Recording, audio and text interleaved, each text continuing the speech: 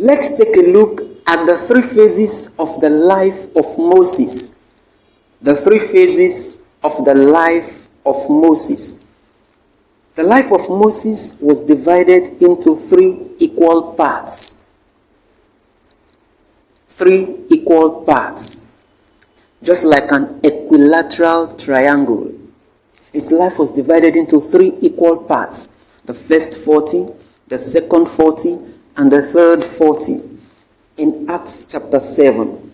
Acts chapter 7, verses 17 to 23. Acts chapter 7, verses 17 to 23.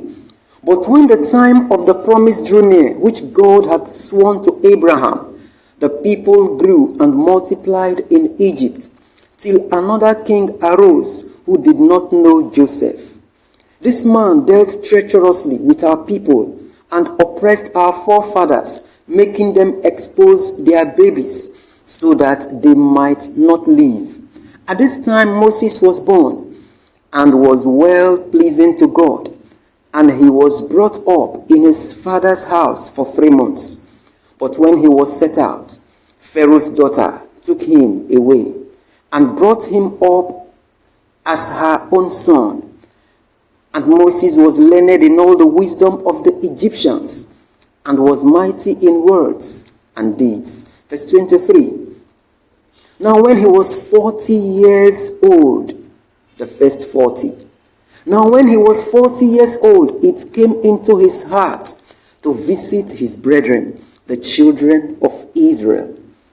Verses 29 and 30. 29 and 30. Then at this saying, Moses fled and became a dweller in the land of Midian, where he had 2 sons. And when 40 years had passed, an angel of the Lord appeared to him in a flame of fire in a bush in the wilderness of Mount Sinai. When 40 years had passed, the second 40. The third 40 now, verses 35 and 36. 35 and 36. This Moses whom they rejected, saying, who made you a ruler and a judge, is the same one, is the same person God sent to be a ruler and a deliverer by the hand of the angel who appeared to him in the bush. He brought them out after he had shown wonders and signs in the land of Egypt and in the Red Sea and in the wilderness 40 years. The third 40.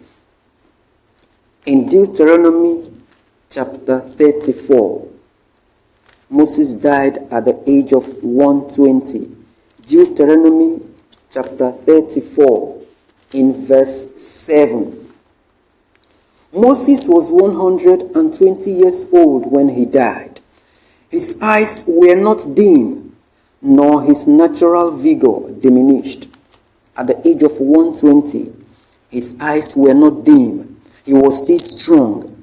He was still energetic. The life of Moses was divided into 3 equal parts. So we'll take a look at the first 40 years, the first phase of the life of Moses. During the first phase of the life of Moses, something wonderful happened. We are told in Acts chapter 7 verse 22, and Moses was learned in all the wisdom of the Egyptians.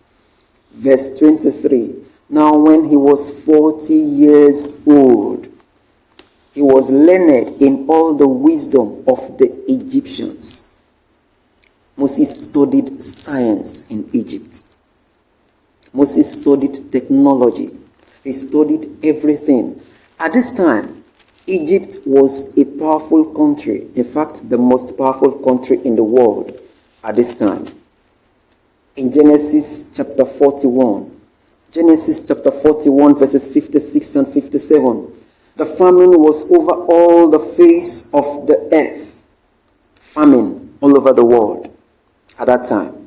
And Joseph opened all the storehouses and sold to the Egyptians, and the famine became severe in the land of Egypt. So all countries came to Joseph in Egypt to buy grain, because the famine was severe in all lands. There was famine all over the earth, all over the face of the earth at this time. And only Egypt had food for everyone living to be able to feed. Egypt was very powerful at this time. In terms of science and technology, they were ahead of others. In terms of development, they were ahead of other countries. And Moses was learned in all the wisdom of the Egyptians. The Egyptians had science at this time. They were good to an extent in science at this time. In Genesis chapter 49, verse 33, and Genesis chapter 50, verses 1 and 2. Here we are told of the death of Jacob, and the Egyptians embalmed him. Moses learned science in Egypt at this time. He also studied technology. In Exodus chapter 5, verse 7, and chapter 14, verses 24 and 25. The Egyptians were making bricks, and they also had chariots. That's science, construction, building. Moses studied technology. Moses also studied arts. He studied language. He studied law in Egypt. That was why God gave him the 10 Commandments. He studied everything available. Everything that could be studied in Egypt at that time. He studied everything. Moses also studied how to do business. He was learned in all the wisdom of the Egyptians. The Egyptians also did business because they sold corn, they sold grain to other countries. That's business. Moses studied business. Moses learned all the skills available in Egypt. In Exodus chapter 2, verses 11 and 12, when he killed that Egyptian and buried him immediately, he exhibited skill. He studied skill in Egypt. He also was a great philosopher, a person who studied all the wisdom of Egypt. He was a great philosopher. And Moses was good in sports. He was athletic. Moses spent his first 40 years studying. He spent his first 40 years on academics. He spent his first 40 years developing his mind, developing his brain, loading his brain with information, useful information. He learned how to manage law. He studied law. He studied everything. If he was learned in all the wisdom of Egypt, that means he studied law too. And that was why God made him the lawgiver to Israel. He taught them the law. He broke it down for them. Why? Because he had studied this already in Egypt. So the first 40 years of the life of Moses was spent on academics. The second phase of the life of Moses. The second phase of the life of Moses. At the end of the first phase of the life of Moses, Moses was more like a tiger. How? He was quick to take decisions. Immediately he saw the Egyptian fighting with his brother, an Israelite. He didn't hesitate to kill the Egyptian. He was very quick to take decisions. That's in Exodus chapter 2, verses 11 to 14. And secondly, he was a killer. He killed that Egyptian. Moses also wanted to be a ruler with the wisdom of man. He wanted to rule with human wisdom. Exodus chapter 2, verse 14. Acts chapter 7, verse 27. He wanted to rule, but he wanted to do it with human wisdom. And tigers are oppressors. Tigers are suppressors.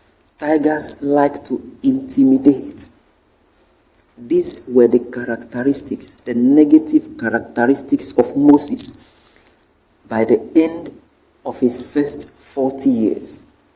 God observed these in the life of Moses, and God decided that there was need to prepare Moses for what was ahead of him. Moses knew that he should be a leader over his people, but he didn't really know how to go about it, and he was not properly prepared for it. He thought that academics was enough. He thought that developing the mind academically, filling the brain with academic information was enough. But in the wisdom of God, it wasn't enough.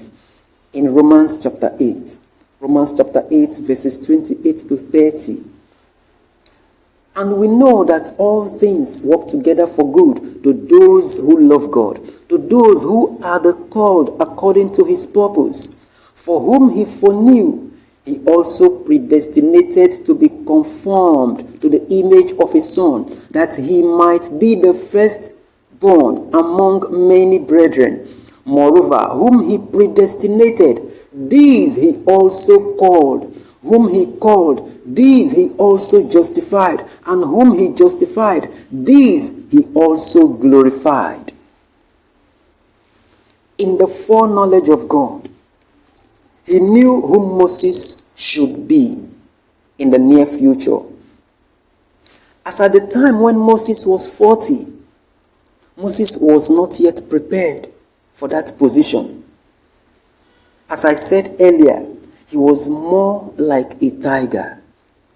So what did God do? God allowed events to come into place that made Moses to run to Midian. Moses ran away from Pharaoh because Pharaoh wanted to kill him, and Moses did not want to die. In Acts chapter 7,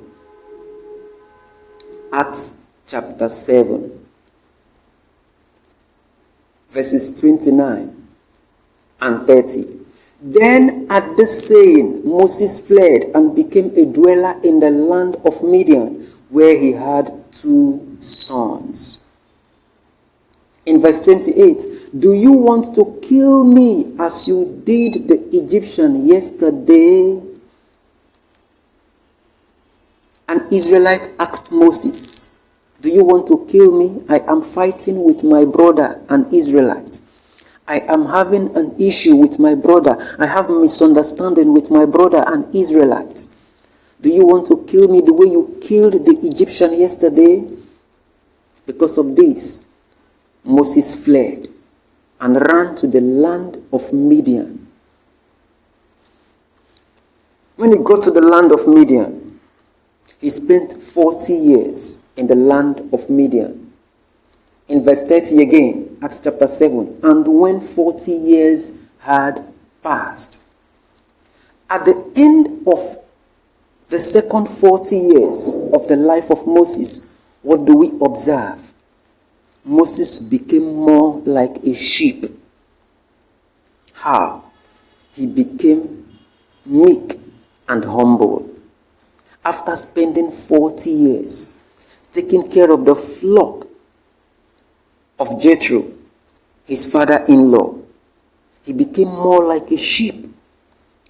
Numbers chapter 12 verse 3. His life was transformed. He became the opposite of a tiger. Secondly, Moses developed a soft heart. He became soft-hearted. He was soft-hearted towards Pharaoh. Exodus chapter 8 verses 8 to 14 and 15 and verses 28 to 31. Moses developed a soft heart, and he was also patient. Exodus chapter 8 verses 28 to 31. He was patient towards Pharaoh. Despite all the things Pharaoh was doing, Moses was patient towards Pharaoh.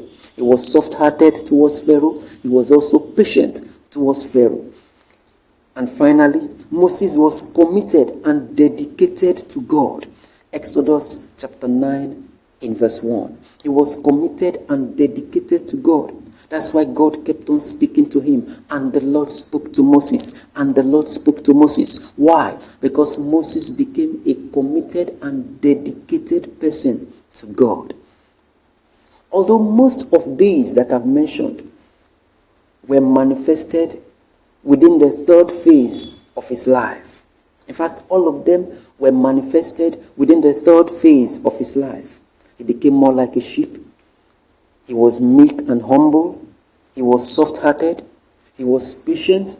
And he was committed and dedicated to God. They were manifested in the third phase of his life.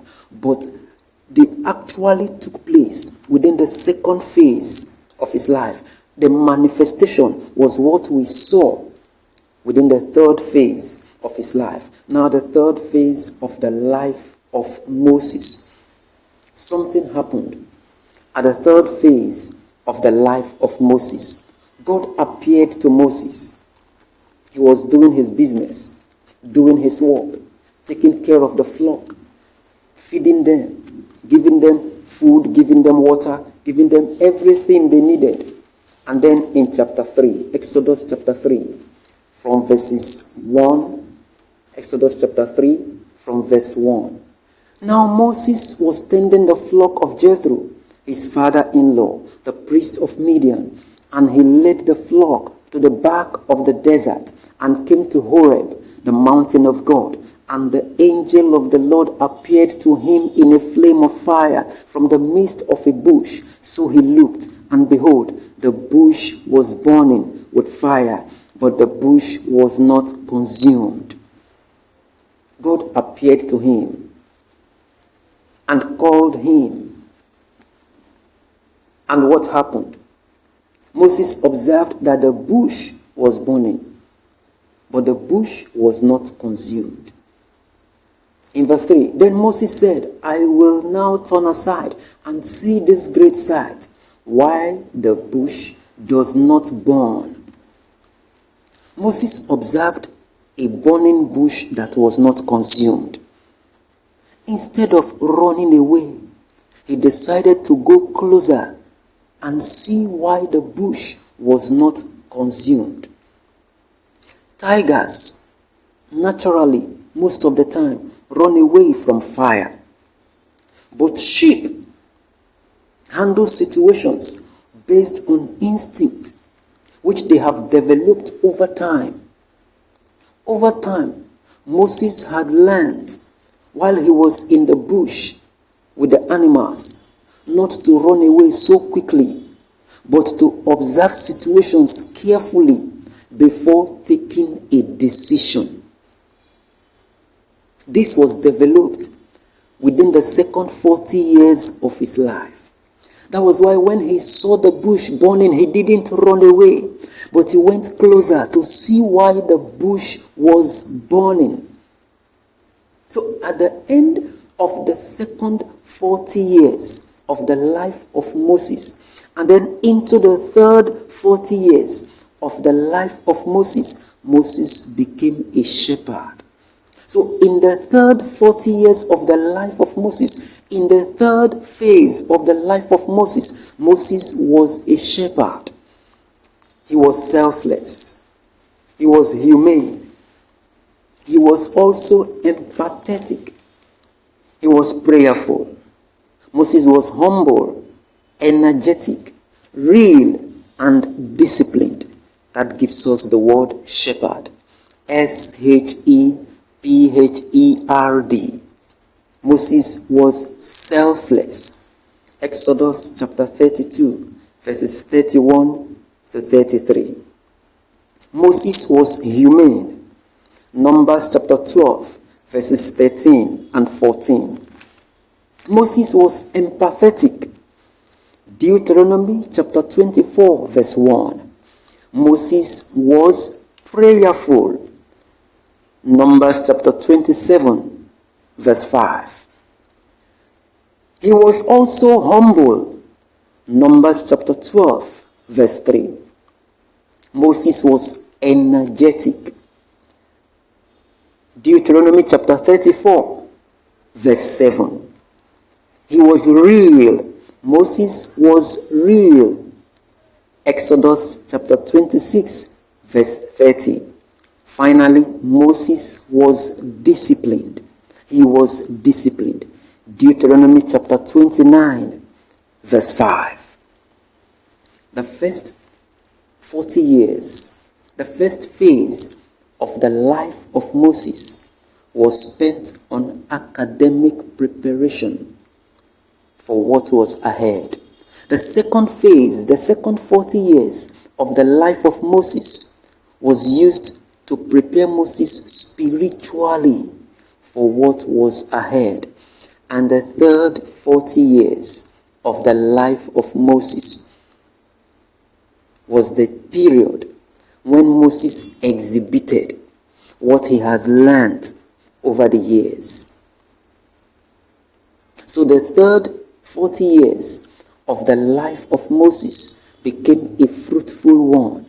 He became an exceptional leader, a great prophet among the Israelites. He wrote the first 5 books of the Old Testament. The first 5 books of the Bible were written by Moses. Why was he able to achieve this? Because he was well prepared for it. He was able to spend time with the children of Israel in the wilderness, tolerating them most of the time. Why? Because he was well prepared for it. Yes, he made a mistake. Despite that mistake, Moses was truly a great prophet. One day I visited a church and the pastor was preaching. The pastor was preaching on Moses, and he focused on the anger that Moses exhibited. He's supposed to speak to the rock, but he struck the rock because of anger. And as this pastor was talking and talking and talking, he turned to the ministers and he saw some of them as if they were sleeping. The position they were was like they were sleeping. And the pastor started talking. He said, I'm preaching and you people are sleeping. What you are doing to me, they will do it to you too. The day you will come here to preach, that is how people will be sleeping while you are preaching. And the congregation started laughing and murmuring.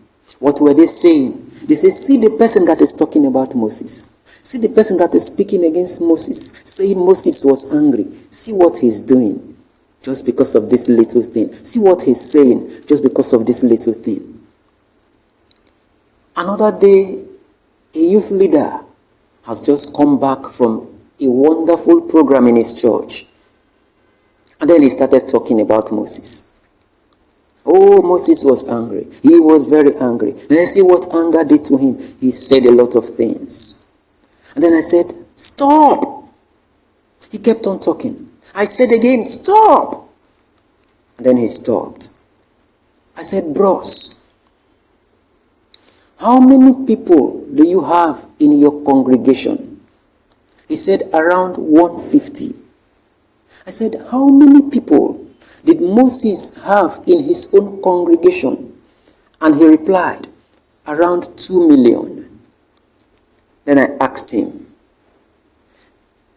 had there been times that your congregation of about 150 youths do offend you, that you feel so bad? He said, yes. Then I said to him, can you now imagine what Moses went through? And he kept quiet. He became sober and walked away. He had nothing more to say. Sometimes it is not the best focusing on the negative. The negative should be a lesson to us, but focusing on the negative will not allow us to see the positive. Moses was commended by God, and God called him his servant. Moses was well prepared for his ministry. and he fulfilled his ministry.